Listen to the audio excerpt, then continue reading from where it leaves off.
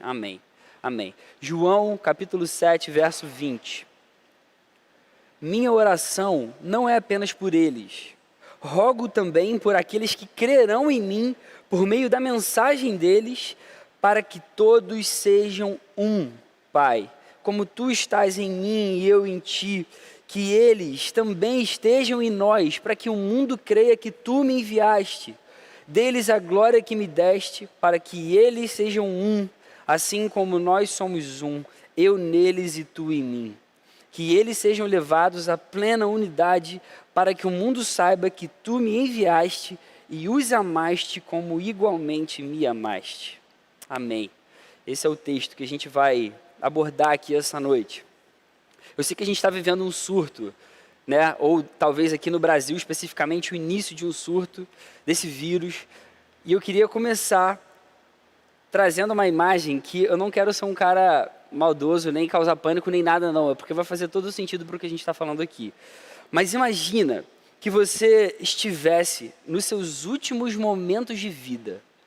Imagina que você recebesse algum diagnóstico de alguma coisa, que você só tivesse mais 1 ou 2 dias de vida no máximo.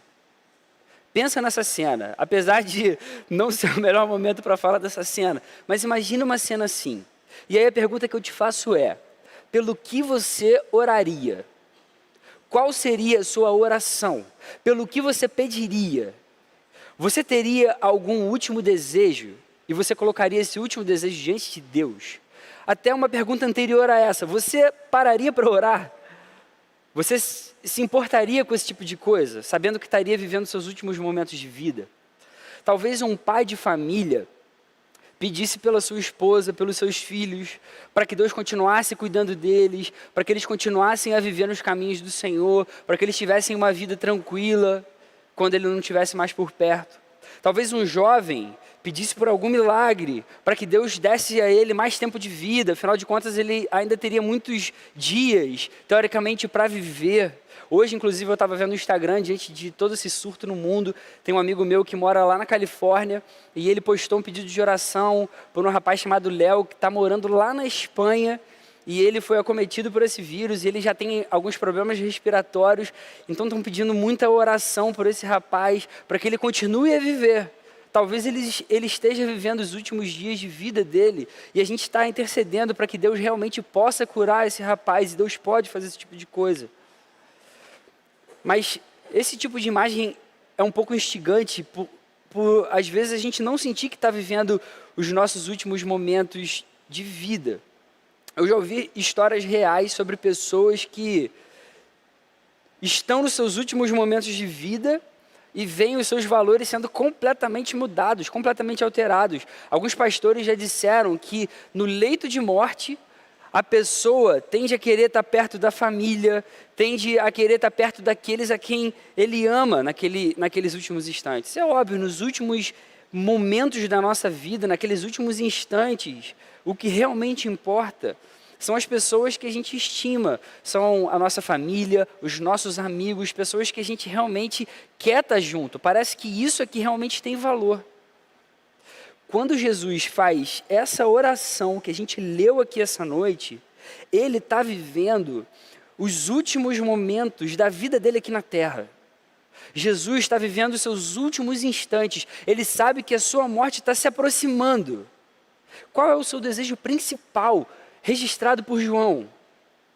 Que todos os discípulos, os atuais, os que creriam pela mensagem desses discípulos, fossem unidos, vivessem juntos, em unidade. Essa oração que Jesus faz nos ensina muito a respeito do verdadeiro significado da vida, do verdadeiro desejo de Jesus nos últimos dias dele aqui na terra e do que realmente deve importar para nós como cristãos. Jesus ora para que os crentes sejam um, assim como o Pai está nele e ele no Pai. Jesus estava orando aqui por nós. Nós somos esses que creriam por meio da mensagem dos apóstolos. O que Jesus mais deseja de nós é que nós sejamos unidos na mesma intensidade que Ele e o Pai. Que a gente tenha o mesmo propósito, o mesmo amor, a mesma fé, um mesmo coração. E por que Jesus deseja que a gente seja um? Existem dois motivos principais, e é sobre eles que a gente vai falar aqui essa noite. O primeiro é que Jesus deseja que essa unidade sirva como um testemunho ao mundo de que Ele é Deus. E segundo, para que todos saibam que Deus nos amou assim como Ele ama Jesus. E eu queria focar nessa primeira consideração. Em primeiro lugar, Jesus deseja que a gente seja unido para que o mundo creia que o Pai o enviou. Em outras palavras, para que o mundo creia que Jesus é Deus, que Ele é Deus. O verso 23, Jesus vai dizer que eles sejam levados à plena unidade. Lembra, Ele está orando por nós, aqueles que creriam. Que eles sejam levados à plena unidade, para que o mundo saiba que Tu me enviaste. Um pouco antes, no verso 22, Jesus vai dizer na própria oração: dei-lhes a glória que me deste, eu dei a eles a glória que me deste, para que eles sejam um, assim como nós somos um. A glória de Deus é revelada em Jesus, e Jesus revela essa glória a nós, não apenas para que a gente obtenha salvação, mas para que a gente seja unido, para que a gente seja um, para que a gente viva dessa forma.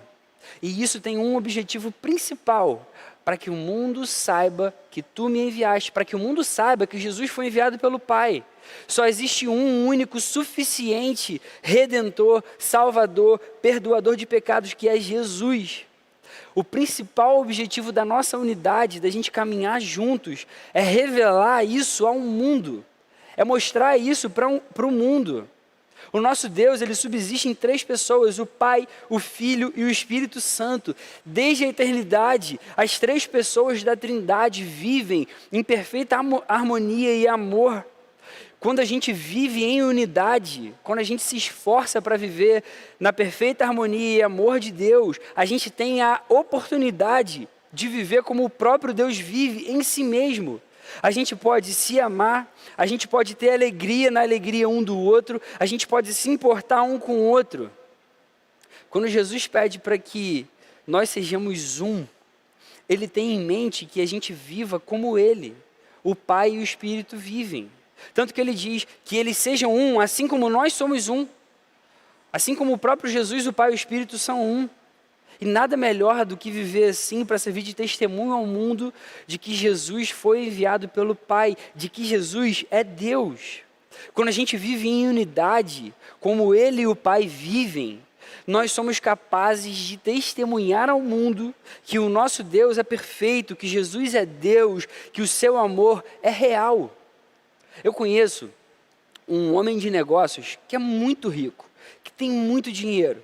Sempre que ele tem a oportunidade, ele ajuda as pessoas próximas a ele que precisam, quando ele sabe da história.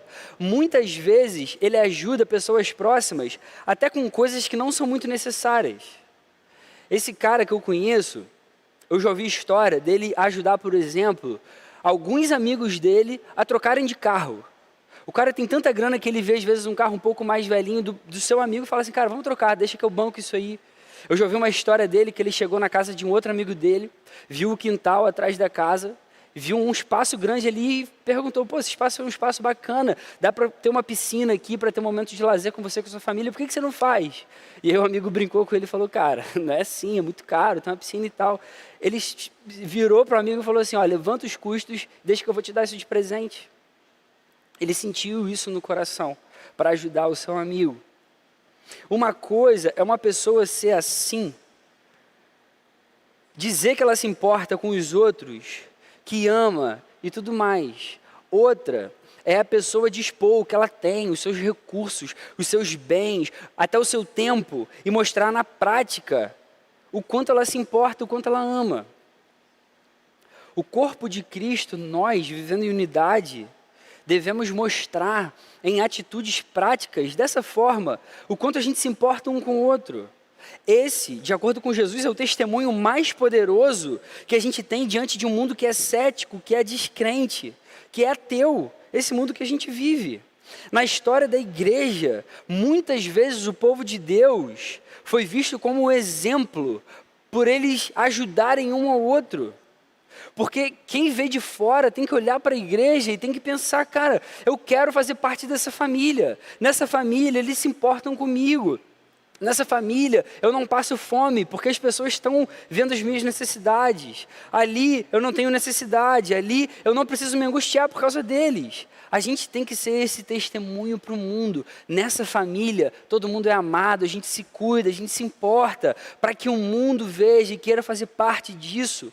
Como cristãos, nós somos chamados para viver em unidade, a nos importarmos um com o outro, assim como o Pai, o Filho e o Espírito Santo são um, o mesmo propósito, o mesmo pensamento, um só coração.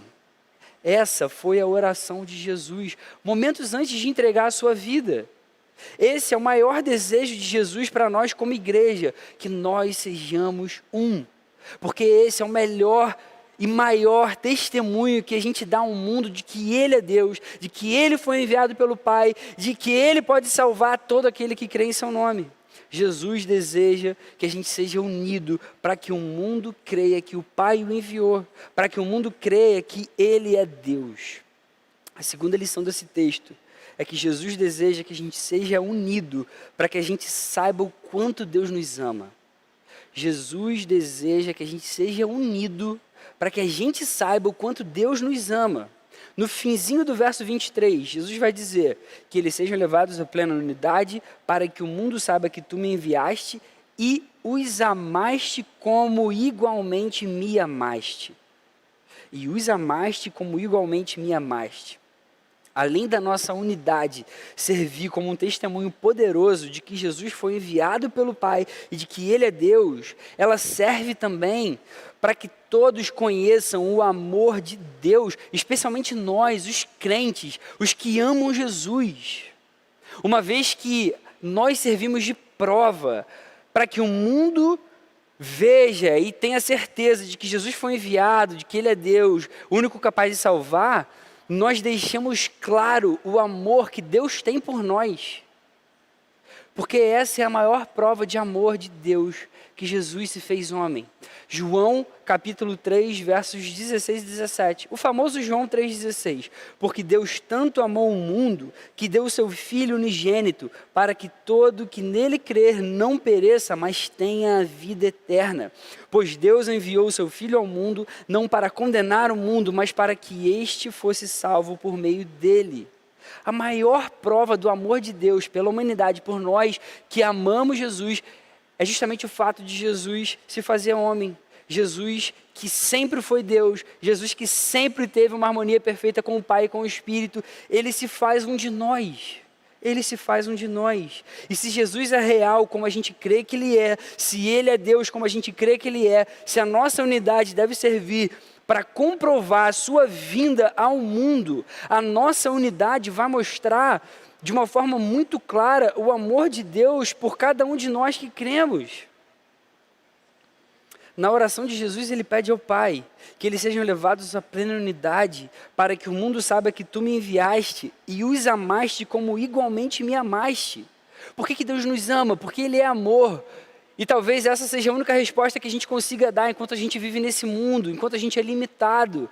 Talvez Deus nos ame por muitos outros motivos, porque Ele é maravilhoso, Ele é amor, Ele é santo, Ele é perfeito, não sei porquê. Mas como Ele demonstra esse amor? Pela encarnação de Jesus. Por Jesus ter vindo a esse mundo, ter se feito homem por mim e por você. Eu e você temos a maior prova do amor de Deus por nós. Jesus se fez homem, viveu entre nós, morreu e ressuscitou para pagar o preço pelos nossos pecados. Se nós formos testemunhas poderosas da vinda de Jesus, através da nossa unidade, nós vamos deixar claro para o mundo quanto que Deus nos ama. É isso que a oração de Jesus nos ensina. A vinda de Jesus é a maior prova do amor de Deus. Tem um programa que eu assisti algumas vezes, que dizia que era assim, um CEO de uma empresa muito grande e tal, ele se camuflava, ele se vestia de um funcionário para ele visitar algumas partes da empresa, sabe, na linha de frente, para conhecer melhor alguns funcionários, algumas operações dessa empresa. Aqui no Brasil, eu acho que o Fantástico fez um quadro com esse programa. Lá fora era um programa que fazia muito sucesso chamado Undercover Boss. Muito legal. Então o CEO da empresa Obviamente, às vezes, uma empresa com muitos funcionários, as pessoas nem conhecem muito bem o CEO, só devem ver aquela foto do cara de vez em quando. Mas o programa era, ele se vestia de um funcionário comum, às vezes ele colocava alguma maquiagem no rosto para que ninguém reconhecesse que ele era o CEO, o ponto mais alto da empresa, de tomada de decisão, de execução das operações da empresa. Enfim, ele ia para algumas partes da empresa para entender a linha de frente como era, quais eram as dificuldades de funcionários, onde a empresa poderia melhorar, onde ela poderia acertar a sua operação e etc, etc. Cara, programa muito maneiro esse programa. E aí no fim, o cara ia e chamava esses funcionários que ele teve contato no meio do programa, e aí ele parabenizava alguns, ele descobria às vezes funcionários excelentes que ele tinha lá no chão da fábrica mesmo, pessoas dedicadas que davam o seu melhor, etc, etc. Interessante desse programa é que ficava muito claro o quanto esses CEOs, esses presidentes dessas empresas se importavam com o negócio deles.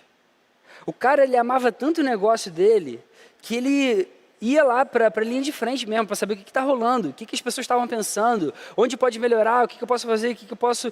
Enfim, onde a gente pode, por onde a gente pode ir para a gente melhorar a empresa. O cara estava disposto a fazer qualquer coisa para dar o seu melhor. Jesus, se fazer homem, é muito mais do que isso. É muito mais do que simplesmente um cargo mais alto se rebaixar a um cargo menor. Quando Jesus se faz homem, ele mostra no seu próprio esvaziamento de um Deus cheio de glória para um ser humano totalmente servo, o quanto ele se importa com a nossa vida. Jesus não tem apenas interesse no seu próprio negócio, ele tem interesse na sua vida, na minha vida. Ele não apenas se fez homem para mostrar que ele sentiria as mesmas coisas que eu e você sentimos, porque nós somos falhos e pecadores. Ele se fez homem para dar a própria vida no lugar da nossa. Por isso que João, depois na primeira carta de João, vai escrever no capítulo 3, verso 1, vejam como é grande o amor que o Pai nos concedeu, sermos chamados filhos de Deus, o que de fato somos. Jesus é a razão disso. Jesus prova o quanto o Pai nos ama, a ponto da gente ser considerado filho.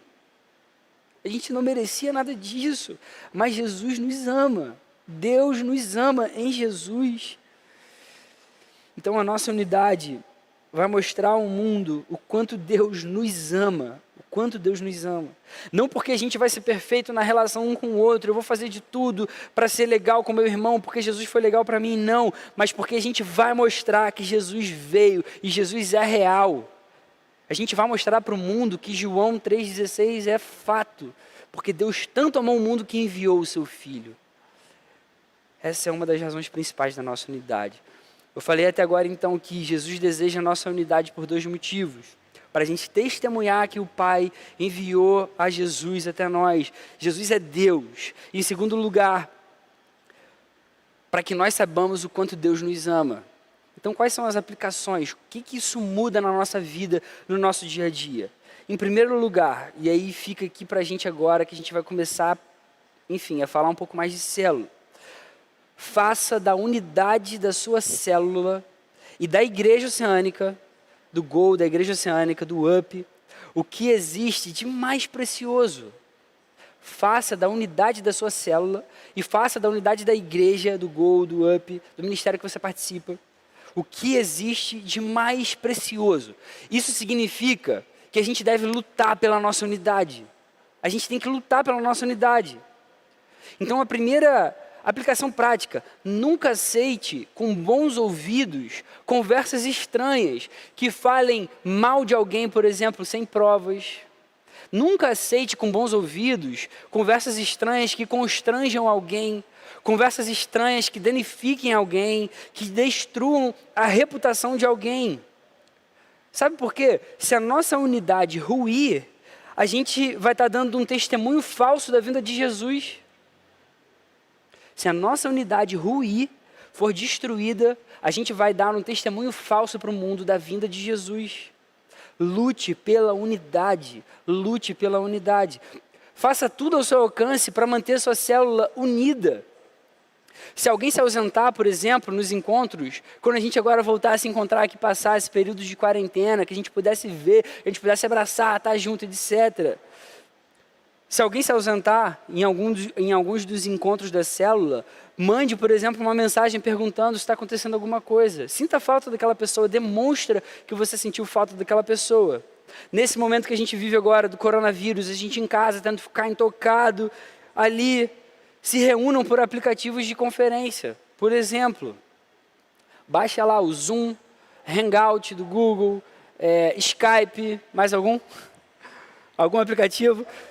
WhatsApp, se encontrem por esses aplicativos, se vejam, a melhor coisa. Essa semana a gente já viu algumas células se reunindo assim, isso é maravilhoso. Se você notar, por exemplo, o seu líder cansado em algum momento, fortaleça o seu líder com palavras abençoadoras. Isso é maravilhoso, você não tem ideia do poder que isso tem para a vida dele. Inclusive, nesse momento agora, você que está ouvindo, cara, pega agora o seu celular, manda uma mensagem para o seu líder falando o quanto você admira ele, pela liderança dele, pelo cuidado que ele tem pela célula, pelo cuidado que ele tem pela sua vida. Você já fez isso alguma vez? Se você nunca fez, aproveita esse tempo que você fica em casa, com tempo ocioso, e cara, manda uma palavra legal de bênção mesmo para a vida do seu líder, para a vida dos seus amigos, da sua célula.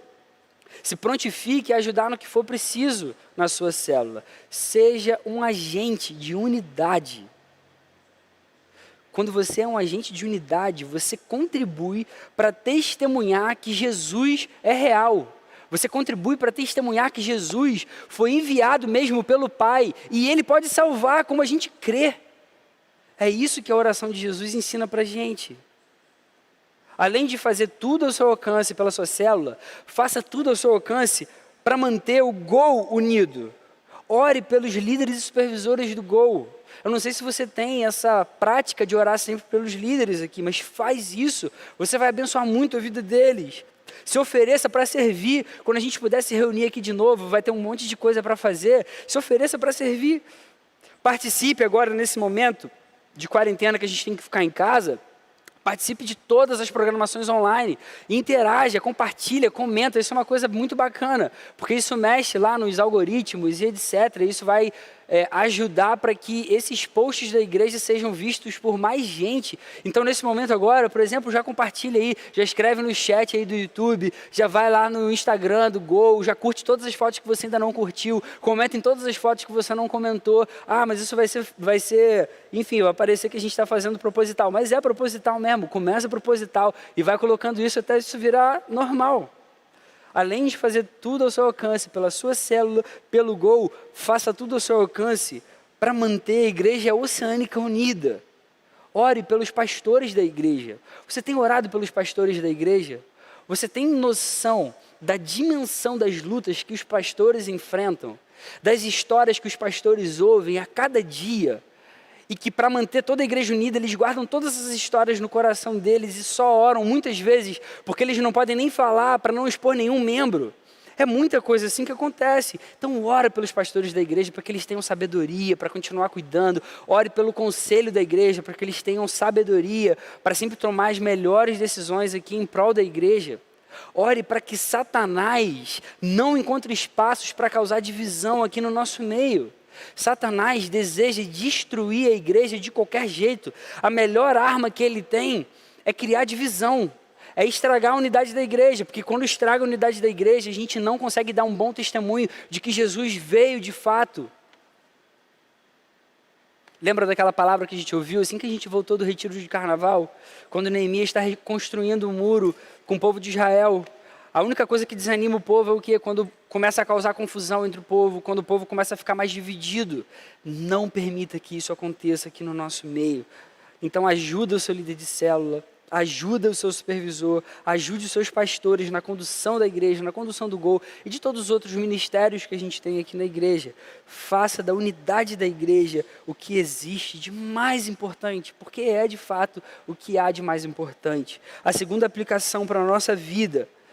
Assim como Jesus orou por nós, pela nossa unidade, faça dessa oração a sua regra de ouro. Faça dessa oração de Jesus pela nossa unidade a sua regra de ouro. Regra de ouro é quando todos concordam sobre alguma coisa e buscam um máximo para fazer com que aquilo não seja quebrado. Em geral, regra de ouro é isso. A unidade desejada por Jesus deve ser desejada por nós também como uma regra de ouro. Todos se comprometem ao máximo para que isso não seja quebrado. Todo mundo se compromete ao máximo para que a unidade não seja quebrada. A unidade não pode ser quebrada. Imagina que, por algum motivo, eu pudesse ouvir a conversa da minha esposa, da Lê, com uma amiga dela. Imagina que eu estivesse em alguma situação e ela mais ou menos próxima a mim, ela não soubesse disso de forma nenhuma, e eu no canto ouvisse a conversa dela com uma amiga, e ela começa a abrir o coração com a amiga dela, dizendo assim: poxa, nesse momento o que eu mais queria era um abraço do meu marido, era que ele dissesse o quanto ele me ama, e que ele me levasse naquele restaurante que a gente mais gosta. Eu queria muito isso, mas eu não tenho coragem de falar isso para ele. Ela fala isso para a amiga dela. E eu estou vendo, e eu ouvi aquilo ali, sem que ela saiba. Imagina essa cena. A minha primeira reação como marido que ama, cara, é a seguinte: eu vou fazer de tudo então para fazer isso. É isso que ela realmente quer, ela nem tem coragem de abrir isso para mim, na minha frente. Cara, a primeira vez que eu estiver perto dela, que ela puder me ver mesmo, cara, eu vou abraçar ela, vou dizer o quanto eu amo, vou levar ela para aquele restaurante no mesmo momento.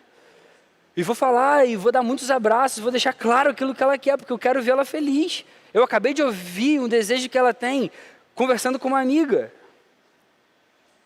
Muitas vezes a gente tem dificuldade em saber a vontade de Deus para a nossa vida em algumas situações. Eu já conversei com algumas pessoas aqui no Gol, pedindo ajuda, por exemplo, sobre assim, cara, o que eu faço em alguns momentos da vida, na escolha de um emprego. Pô, na dúvida se escolhe tal ou tal, se vai para tal estado ou tal estado, ou se namorava uma pessoa ou a outra, ou se não namorava aquela pessoa, ou se devia fazer isso e aquilo. Tem momentos na vida que a vontade de Deus é um pouco difícil mesmo, da gente entender uma coisa muito específica que a gente está querendo, e a gente está orando e pedindo, e a gente não consegue entender, a gente fica um pouco confuso. Nessa oração de Jesus, uma das suas principais vontades está escancarada para a gente. Está escancarada. A gente pôde ouvir a conversa dele com o Pai. A gente pôde ouvir de alguma forma. João ouviu e registrou na Bíblia. Jesus quer a nossa unidade. Jesus quer a nossa unidade. Isso aqui é claro para a gente. É muito óbvio. Qualquer coisa que atrapalhe isso é contrário ao que ele deseja para a gente. Então, tudo que a gente precisa fazer é desejar com todo o nosso coração que a gente realmente se mantenha unido. A gente precisa lutar para que o nosso compromisso com Jesus não se quebre. Isso deve ser a nossa regra de ouro. Jesus deseja a nossa unidade por dois assuntos muito importantes. Para a gente mostrar para o mundo que Ele é Deus e para que a gente tenha certeza, para que a gente saiba que Ele nos ama. Então lembre-se sempre de orar pela unidade da igreja e de fazer disso algo totalmente importante. Isso não pode ser quebrado. Se esse foi o desejo de Jesus, então ele deve ser totalmente eficaz para que o mundo realmente o conheça e se sinta amado. Que esse desejo de Jesus seja a nossa regra de ouro. E a última aplicação para a gente: sinta-se amado por Deus na unidade que a gente deve ter. Sinta-se amado por Deus na unidade que a gente deve ter. Algumas pessoas passam por crises gigantes por não se sentirem amadas como elas gostariam. Muita gente passa por problemas muito grandes, simplesmente por elas não se sentirem amadas como elas desejariam. Eu lembro de uma história de uma senhora que fez parte da Oceânica muitos anos atrás. Se eu não me engano, a gente ainda era da sede antiga. E eu sei dessa história porque eu ouvi os pastores conversando sobre essa história. Uma senhorinha que andava no nosso meio, e em um determinado momento ela ficou doente. E ela ficou um tempo sem vir à igreja, doente. Ninguém sabia que ela estava doente. E ela ficou um tempo sem vir. Assim que ela se recuperou e conseguiu ir na igreja, ela foi procurar o pastor da igreja e foi falar com ele: pastor, eu estou saindo da igreja. Aí o pastor querendo saber, mas por quê? O que houve e tal? Pastor, eu fiquei doente, ninguém se importou comigo, ninguém me ligou, ninguém fez nada. Passou totalmente despercebido. E eu lembro que o pastor na época pensou, cara, realmente, por que ninguém pensou e tal? E aí ele teve uma iluminação na hora e perguntou, mas qual é a sua célula? Pronto, a resposta estava dada. Ela não tinha uma célula. Ela não tinha um grupo a qual ela pudesse pertencer. Numa igreja grande como a nossa, é muito difícil que todo mundo seja lembrado pelos pastores da igreja. São poucos pastores para muita gente. Por isso a célula é tão importante. Ali a gente vai se reunir como um grupo menor, todos vão se conhecer, todos vão se lembrar um dos outros. Histórias como a dessa senhora não vão acontecer, ou se acontecerem vão ser muito pontuais, mas eu tenho muita dúvida de que elas aconteçam se todos fizerem parte de uma célula saudável, de pessoas que realmente se amam, que caminham juntos. Jesus está deixando claro que a gente saberia do amor do Pai em meio à nossa unidade. Então eu e você precisamos pertencer ao corpo para nós nos sentirmos mais amados. E a célula é um dos melhores meios para isso acontecer de forma eficaz. Então, mais uma vez, vai parecer repetitivo. A gente está falando desde que a gente voltou também do retiro de carnaval. A gente lançou 3 desafios para o Gol esse ano. Da gente pertencer a uma célula, da gente participar de um discipulado e da gente estar junto na devocional, que a gente vai fazer devocional todos os dias. Mas, cara, pertença a uma célula. Nesse momento, a gente não pode se encontrar fisicamente, mas a gente pode se encontrar virtualmente. Graças a Deus, glória a Deus pela tecnologia. Você pode ligar para o seu líder, você pode falar com uma pessoa, você pode falar com a outra, vocês podem se encontrar no aplicativo de conferência, podem se ver. Isso é maravilhoso. Então, pertença a uma célula. E lembra que a gente tem falado aqui, pertencer é muito mais do que só ser membro de uma célula, mas realmente se importe com o seu líder, se importe com aquele amigo que está ali perto de você, se importe com a vida de alguém que de repente está passando por um momento de dificuldade, de luta, se alegre com a alegria de outro membro que está ali frequentando junto com você. Assim a gente vai saber o quanto a gente é amado por Deus. Eu estou concluindo agora, e agora que a gente está chegando ao fim, você saberia me dizer qual seria a sua oração se você estivesse nos seus últimos momentos de vida? A gente falou no início, de repente deu tempo de você pensar. Eu não sei qual seria a sua oração ou se você oraria por alguma coisa. O que a gente sabe que a palavra ensina é que Jesus fez uma oração e Jesus pediu pela nossa unidade. Ele pediu pela nossa unidade porque esse é o testemunho poderoso de quem Ele é, de que Ele veio ao mundo, de que Ele se fez homem por amor a mim e a você. E é um testemunho poderoso de que Deus nos ama com um amor inexplicável, porque Deus tanto amou o mundo que enviou o seu Filho amado, unigênito, por cada um de nós. A glória de Deus se revela na nossa unidade, porque a glória de Deus é revelada através da vida de Jesus. Quando a gente se une, quando a gente é um, como Jesus deseja que a gente seja, a gente consegue mostrar Jesus. A gente mostra para o mundo que Jesus é real e a gente se sente amado com o melhor e maior e mais intenso amor que existe em todo o mundo. Que Deus abençoe muito a sua vida. Lembre de orar mesmo esses dias por tudo isso que a gente está vivendo e lembre de orar para que a igreja se mantenha unida nesse momento tão difícil para todo mundo, para o nosso país, para as pessoas próximas a gente. Vamos fazer uma oração? Senhor, obrigado por quem você é, toda glória e louvor sejam dados a você. A gente quer te louvar e agradecer, Senhor, pela certeza de que você continua reinando sobre todo o universo, Senhor. Você é Deus, você tem todo o domínio nas suas mãos, nada foge ao seu controle, nada foge ao seu cuidado, Senhor. Que o teu amor esteja estampado, Senhor, enquanto a gente vive na nossa unidade, na forma como a gente reage a cada situação, a cada momento. Ajuda, Senhor, para que a gente seja uma igreja unida, que ama o Senhor, que vive para a sua glória, que mostra ao mundo que você, Jesus, é real e é a melhor coisa que pode acontecer, e é a única coisa que pode acontecer para trazer vida de verdade para cada um de nós, Senhor. Fala ao nosso coração, age no meio da sua igreja, que seu Espírito Santo esteja falando nesse momento a cada um de nós, Deus. E de uma forma especial eu peço por esse momento que a gente vive.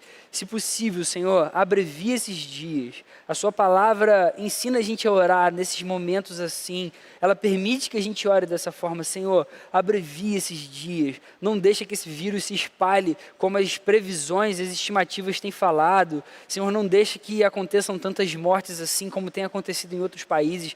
Não deixa que isso aconteça aqui no Brasil, aqui no Rio de Janeiro, onde a gente vive, Senhor. Cuida da vida de cada membro da Igreja Oceânica, que ninguém contraia esse vírus, Senhor, ou que ele não seja letal para ninguém aqui, que a gente também não seja um vetor de propagação desse vírus para ninguém. Cuida da tua igreja nesse momento tão difícil, Senhor, tão preocupante, e traz a tua paz verdadeira, Jesus. A tua paz que excede todo entendimento, a tua paz que ajuda a gente a dormir, a colocar a nossa cabeça no travesseiro a cada noite e a descansar, que a gente descanse na sua presença, Senhor, e que a tua vontade seja feita no nosso meio, no nome de Jesus. Amém, Senhor. Amém.